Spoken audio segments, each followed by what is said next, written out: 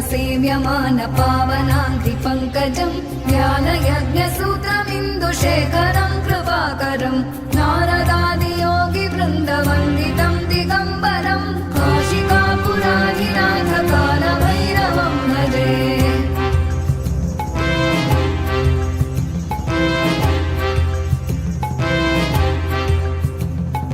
भानुकोटिभास्वरं भवाब्धितारकं परं नीलकण्ठमीप्सितार्थदायकं त्रिलोचनं कालकालमम्बुजाक्षमक्षशूलमक्षरं काशिकापुराधिनाथ कालभैरवं भजे।